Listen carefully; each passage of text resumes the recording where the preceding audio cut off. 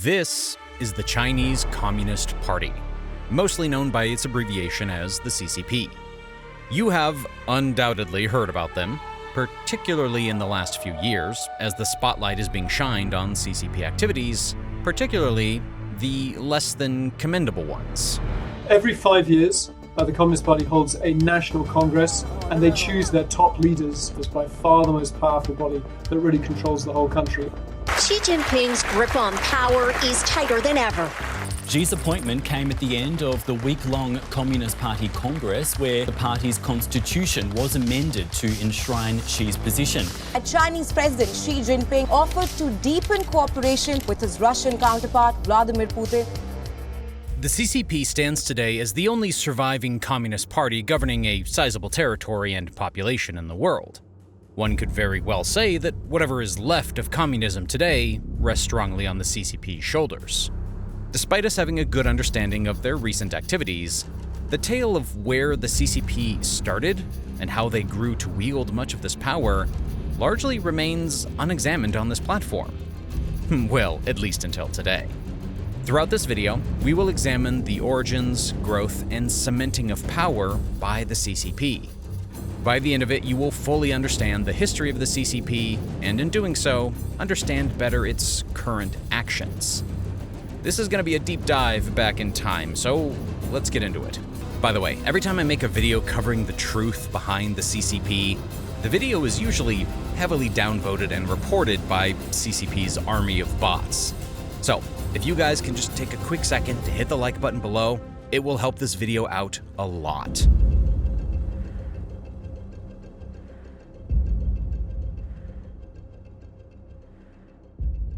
Like the rise of most powerful entities, parties, and organizations, the rise of the CCP is not a straightforward story. It's the result of several events that happened in China over several years. It is these triggers and political decisions that eventually birthed communism in China.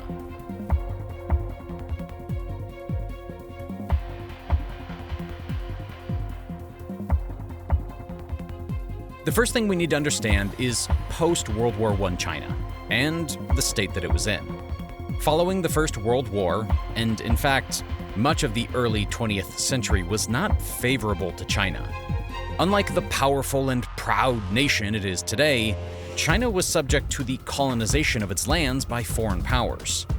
Part of its reasons for joining the side of the Allies during the First World War was that, as its prize, there would be no foreign spheres in China after the war. This was their primary reason for joining the fray and sending troops as needed by the Allies. However, when the Treaty of Versailles was publicized to be signed, none of the concessions favored China. In fact, the same land that had once been seized by Germany, the Shandong territories, were set to be retained by Japan, another foreign nation. This was a big blow to China. And to make it worse, the nation had a very weak government that could really hardly protest that decision. This led to what is called the May 4th movement, a movement that, as you will soon see, paved the way for the Chinese Communist Party to take the spotlight. The May 4th movement was basically anti-imperialist and demanded the restoration of Chinese independence and sovereignty, just like all the Chinese people wanted. Its leaders also wanted socio-political reform, particularly the eradication of Confucian values and a society based on democratic government, liberal individualism, science, and industry. It was basically a redressing from the old, tired ways, and a need to depart from a failing system of governance. On May 4th, 1919, students from Beijing University and 12 other schools and universities gathered in the capital. They drafted resolutions calling for a mass uprising to oppose the Japanese occupation of Shandong, one of the concessions from the Treaty of Versailles. More than 3,000 protesters assembled in Tiananmen Square, chanting nationalist slogans and urging the Beiyang government not to ratify the Treaty of Versailles. Thousands of students gathered at the center of Beijing's Tiananmen Square on the afternoon of May the 4th, What they were demanding was defend China's sovereignty, punish the traitors. These protests were fueled by a surge in a new Chinese nationalism. The demonstrations soon turned violent. Protesters and rioters attacked those who were suspected of having allegiance to the Japanese. The protest only ended when the military came and broke them up.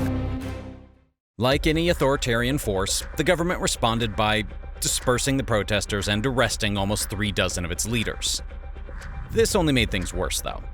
The fire from the movement spread across the nation, culminating in students and workers across China striking, bringing the country to its knees. This May the 4th movement had its desired effects, and the people won. But that's a story for another day. Let me know in the comments below if an exploration into significant events like this in China and other countries would interest you. It might even be a series of key events that shaped various nations across the globe. Just let me know down below.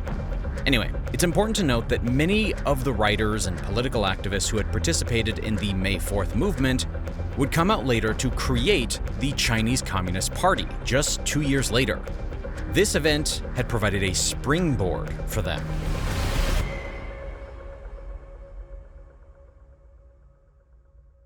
What was clear from the failing government was that China's current path was a destructive one. It was this thinking that led people, particularly previous activists in the May 4th movement, to seek an alternative path for China's political development. It was in this pursuit of something better that these men turned to the writings of Karl Marx, and the example provided by the Bolshevik revolutionaries in Russia. The Communist Manifesto and Das Kapital, pieces of literature, advanced strong and well-argued criticisms of European capitalism and the political systems that supported it. Given that China was at the mercy of Western powers imposing themselves on Chinese business, it was easy for many to latch onto these ideas. I mean, the enemy of my enemy is my friend, right? Well, that was how communism started taking root, under the ideologies of Marxism. This new political ideology seemed perfect, because the tenets of communism promised a new kind of society, where class exploitation and oppression would disappear. Furthermore, the Marxist idea that had been adopted by the Russian revolutionary Lenin seemed to be working for Russia. Lenin argued that imperialism, which is the subjugation and economic exploitation of weak nations by stronger nations, was simply a result of capitalism. He was basically saying that China was going to reach a point where it would be completely taken over by powerful Western nations, and these words struck at the heart of the fears of many Chinese and spurred activists into action. Lenin's followers, having put their theory into practice when they seized control of the national government of Russia, gave rise to similar dreams among the Chinese. It is very critical to understand what this new ideology meant to the Chinese activists and what it did to people in general. It not only supported their frustrations by providing a stinging condemnation of Western imperialism, but it also clearly showed how China had gotten to the sorry state that it was in and how things could get worse. All their anger and sorrows, the points that fueled the May 4th movement, particularly the broken promises of Versailles and the reluctance of Western nations to relinquish their grip on China, seemed to validate Lenin's theories on imperialism. Lenin also seemed to be their friend, and the only person who truly understood what they were going through. If there is any legitimacy to the idea that love forged in desperation sticks, then this is proof of it. It was here that the love of communism began, and the idealization of Lenin started. But honestly, it's easy to understand. Every one of the points the Chinese held regarding their treatment and governance was valid. Remember the idealization of Lenin that I spoke of? Well, Lenin apparently really liked that, because Soviet Russia then established an agency to help push communist ideas globally. In 1920, he sent a representative named Voitinsky to China to help them set up a party. This representative met frequently with the men who would later become the founders of the CCP, and advised them on the logistics of establishing a communist party. This led to the group drafting its own party manifesto, starting a newsletter, and forming communist-oriented labor and youth groups. These were the embers that were soon to be a fire that, in the 20th century, seemed unstoppable.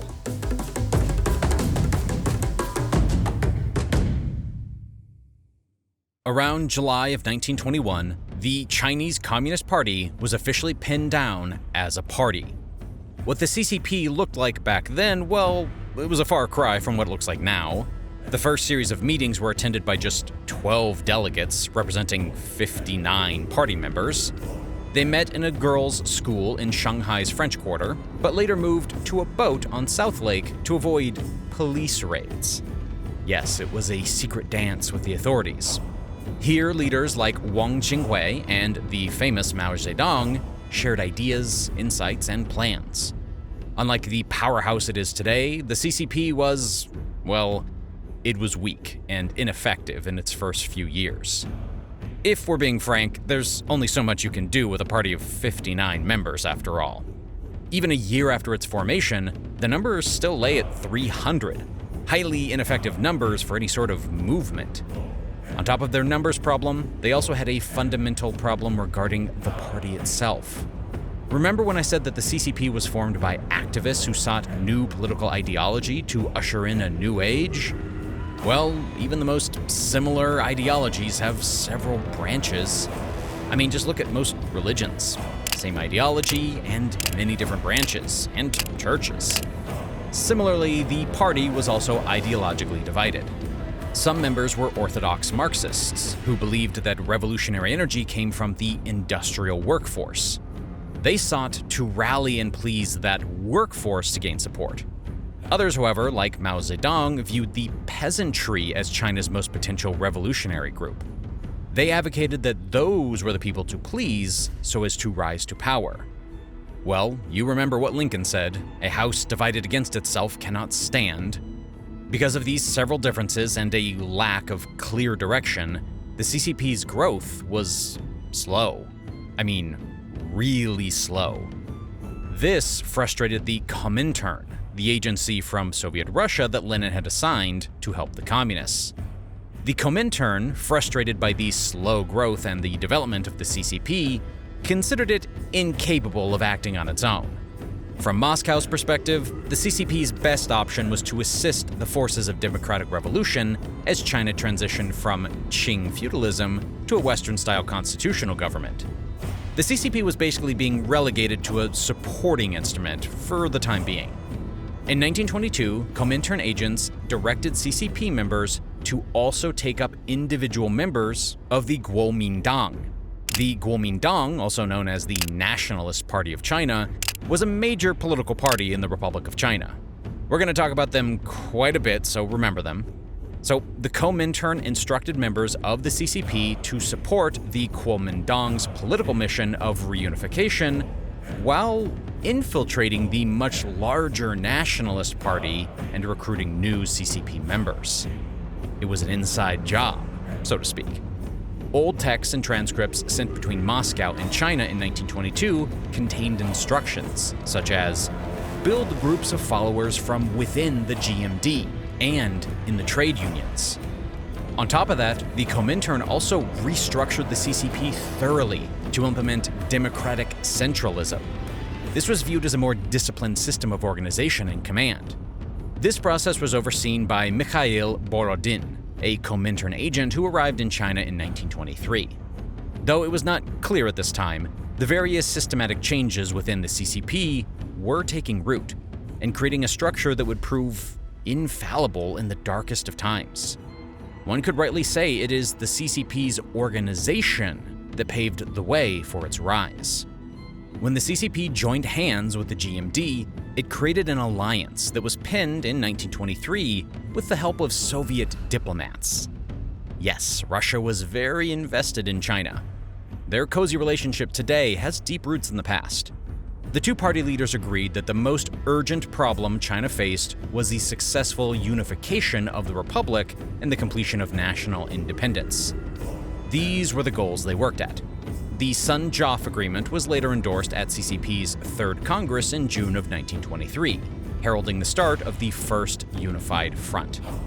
Thousands of Chinese communists took up individual members of the Kuomintang, and a few, including CCP founder Li Dazhao and future leader Mao Zedong, came to sit on the Kuomintang Executive Committee.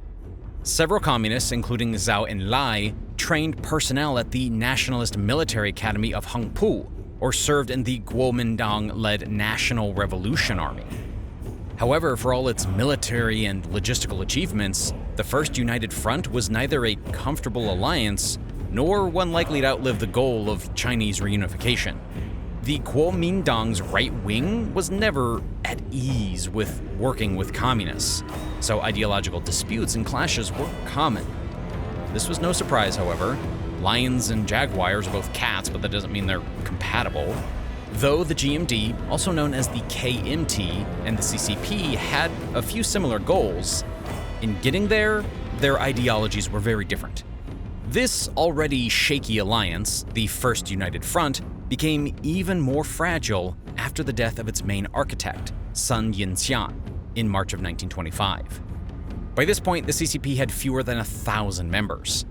Seeing that things were starting to turn against them, the CCP decided to recruit. And recruit they did. Between 1926 and 1927, they went on an aggressive recruitment campaign that saw their membership increase to more than 57,000. The CCP was starting to find its stride. Still a far cry from its almost 100 million members today, but it was a pretty solid number at that point. This growth of the CCP, alongside the frustrations of the alliance failure, began to spark outrage among the nationalists, and in 1927, these disgruntled voices merged into action.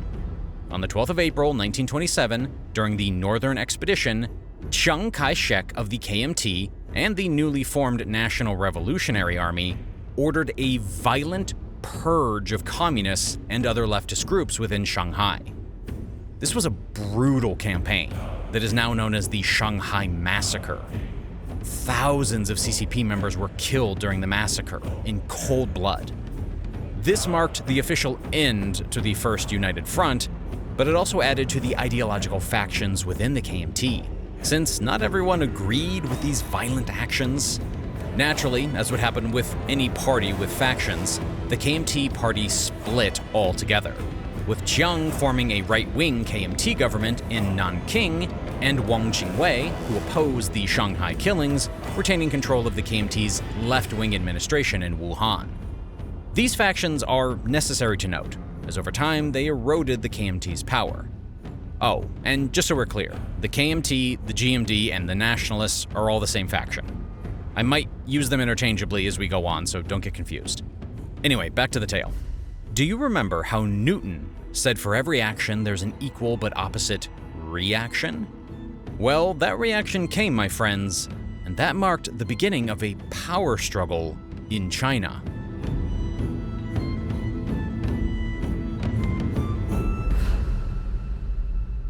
After having thousands of their members murdered, the CCP led an uprising in Nancheng on the 1st of August, 1927, and they further moved to occupy that city. This was very brief, however, as they were swiftly defeated and had to resort to acts of guerrilla warfare just to keep up. This, however, quickly and predictably escalated into a full-blown civil war. China was now at war, with the nationalists on one side and the communists on the other. In most of these initial skirmishes, the communists lost, as they were the lesser funded and numerically disadvantaged party. But with every loss, they learned crucial lessons that would aid them in later endeavors. Remember the right-wing KMT's Chiang? Well, he soon gained the support of landowners and businessmen in no time at all.